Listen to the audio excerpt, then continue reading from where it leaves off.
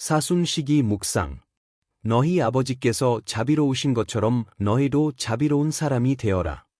루카 6, 36. 허브 일부. 말씀 안에서 깊이 묵상하기.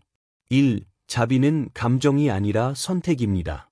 예수님께서 말씀하시는 자비는 단순한 감정이나 순간적인 동정심이 아닙니다. 그것은 삶의 방식, 매일 실천해야 할 의식적인 선택입니다. 오늘날 우리는 너무 쉽게 상처받고 또 쉽게 상처를 줍니다. 이런 세상에서 자비롭게 산다는 것은 정말 쉽지 않지만 그것이 바로 예수님께서 택하신 길이고 우리에게 초대하시는 길입니다. 자비는 정의를 무시하는 것이 아니라 사랑으로 정의를 완성하는 것입니다. 예수님은 사랑받을 만한 사람만 사랑하라고 하지 않으셨습니다. 오히려 원수, 나를 해친 사람, 배신한 사람까지도 사랑하라고 하십니다. 이것은 우리의 본능을 거스르는 일입니다. 그러나 바로 그때 우리는 참된 복음을 살게 되는 것입니다. 이 하늘에 계신 너희 아버지처럼 자비의 본보기. 예수님은 다른 사람보다 더 나아지라고 말씀하지 않으셨습니다. 그분은 우리에게 하느님 아버지를 닮으라고 하셨습니다. 성경은 하느님을 이렇게 묘사합니다.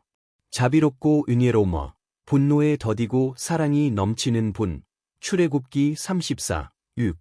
예수님 안에서 하느님의 자비는 살아있는 모습으로 드러납니다. 죽은 자를 위해 우시고 문둥병자를 손으로 만지시며 죄인과 함께 식사하시고 자신을 십자가에 못 박는 자들을 용서하시는 그분. 하느님은 이성으로가 아니라 찢어진 마음으로 우리를 사랑하십니다. 사순시기는 우리가 예수님의 얼굴을 바라보며 그분처럼 사랑하는 법을 배우는 시기입니다. 3. 자비로운 삶을 가로막는 장애물. 판단. 우리는 상대의 상황을 알지 못하면서 쉽게 비난하고 판단합니다. 상처. 과거에 받은 상처를 놓지 못해 용서하지 못합니다. 이기심. 내 시간, 내 감정만을 중요시하고 타인의 아픔엔 무관심합니다. 무감각함. 바쁜 일상 속에 우리는 점점 무뎌지고 고통을 보아도 무심해집니다. 새싹 2부. 사순시기에 실천할 수 있는 구체적인 자비의 행위. 사순시기는 단순히 생각만 하는 시간이 아니라 삶을 변화시키는 시간입니다. 이근터일, 적극적인 용서. 직접 연락해서 화해를 청하거나 적어도 그 사람을 위한 기도를 시작해보세요. 상대의 과거 잘못을 반복적으로 언급하지 않기. 이근퍼 2. 예로운 이들에게 관심 갖기. 홀로 지내는 어르신, 병자, 우울한 친구를 찾아가기. 상대방의 말을 중간에 끊지 않고 끝까지 들어주기. 이근퍼 3. 은밀한 선행. 감사받지 않아도 조용히 돕기. 가족이나 공동체 안에서 힘든 일을 대신 맡기. 이근퍼 4. 부정적인 습관 버리기. 판단하거나 험담하지 않기. 인터넷이나 SNS에서 악플 달지 않기. 불평 대신 축복의 말을 나누기. 손 모으고 앞장 3부. 기도문. 자비로우신 예수님. 저는 매일 주님의 자비를 구하면서도 다른 사람에게는 쉽게 판단하고 화를 내고 마음을 닫아버리곤 합니다.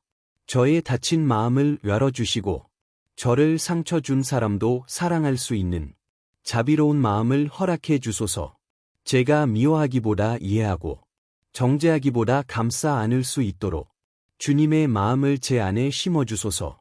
자비는 약함이 아니라 하느님의 사랑이 가장 강하게 드러나는 방식임을 믿습니다. 자비의 시작이 오늘 저로부터 시작되게 하소서. 아멘. 사순시기 깊은 묵상. 회개하고 복음을 믿어라. 마르코 1, 15. 허브 일부. 말씀 안에서 깊이 묵상하기. 1.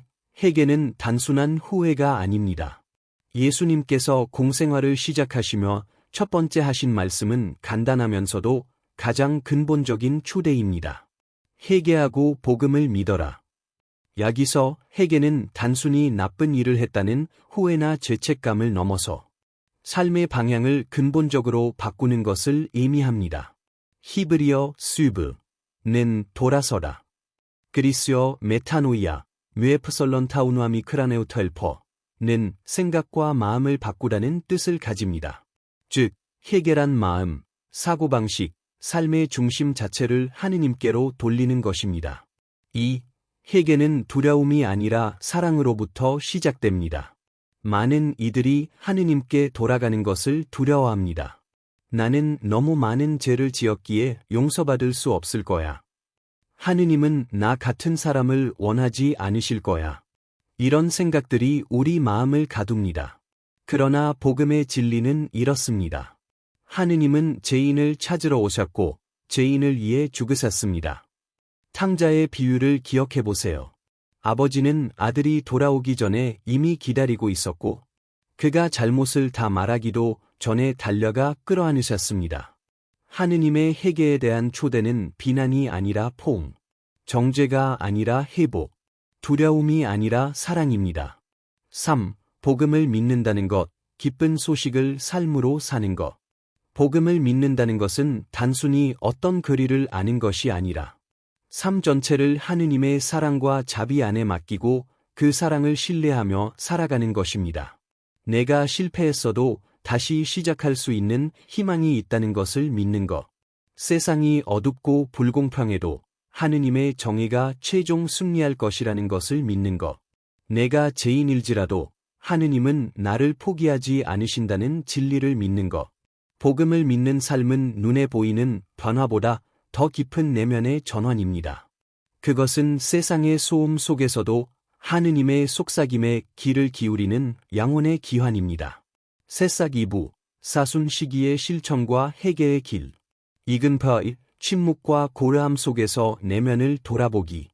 하루에 10분이라도 조용히 앉아 하느님의 시선 아래 내 삶을 바라보세요. 지난 한 주간 내 말과 행동이 누구를 다치게 했는지, 내가 예면했던 진실은 무엇이었는지를 정직하게 마주해 보세요. 익은 벼 2, 고해성사, 자비의 샘으로 나아가기. 사순 시기의 핵심 중 하나는 고해성사입니다. 고해는 수치심을 위한 예식이 아니라 상처 입은 의 영혼을 치유하시는 주님을 만나는 순간입니다. 고해는 죄를 기억하는 시간이 아니라 사랑이 나를 어떻게 기다리고 있었는지를 깨닫는 순간입니다. 익은 벼 3, 용서와 화해의 다리 놓기. 나에게 상처 준 사람을 위한 기도를 시작하세요. 연락을 끊었던 가족이나 친구에게 조심스럽게 안부 인사를 건네보세요. 상처를 준 사람에게 완전히 용서하진 못하더라도 미움의 무게를 조금 내려놓는 연습을 하세요. 익은 벼 4, 복음을 행동으로. 누군가에게 따뜻한 말 한마디 해주기. 다른 사람을 판단하기 전에 그 사람의 상황을 이해하려 애쓰기. 불평 대신 감사의 기도를 드리기. 손 모으고 앞장 3부, 회개의 기도. 사랑이신 주님, 당신께 돌아가야 한다는 걸 알면서도 자주 외면하고 도망쳤습니다. 제 죄의 무게는 제 어깨를 눌렀고 저는 자주 무너졌습니다. 하지만 당신은 여전히 기다리고 계셨습니다. 저를 정죄하지 않으시고 눈물 속에서 다시 안아주셨습니다. 주님, 이제는 도망치지 않겠습니다. 당신께 돌아갑니다. 제 안의 교만을 무너뜨려 주시고 저의 자리를 비우고 당신을 모실 수 있도록 제 마음을 새롭게 하소서. 회개가 저를 새롭게 하게 하시고 복음이 제 삶의 빛이 되게 하소서. 사순 시기의 이 여정을 통해 당신의 부활과 자비의 기쁨에 이르게 하소서. 아멘. 주님, 형제가 나에게 죄를 지으면 몇 번이나 용서해야 합니까? 7번씩 70번이라도 용서하라라.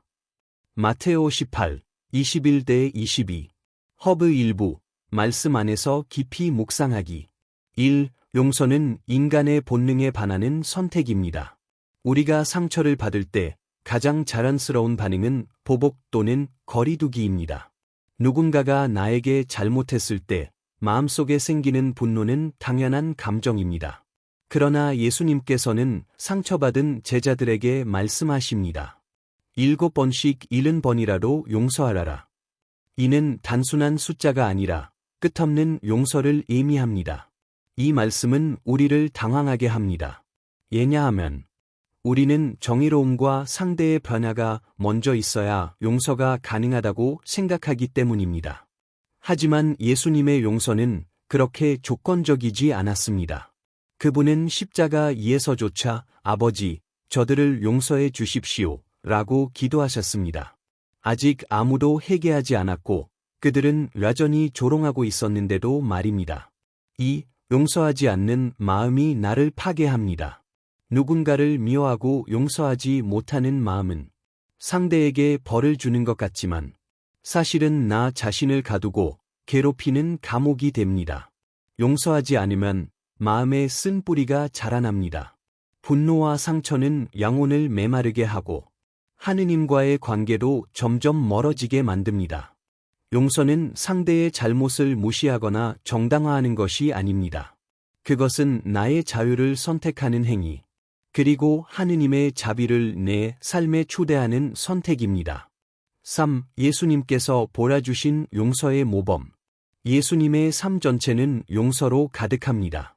간음한 여인을 정죄하지 않으시고, 자기를 부인한 베드로를 따뜻하게 다시 부르시고, 자신을 배신한 유다조차 친구라고 부르셨습니다.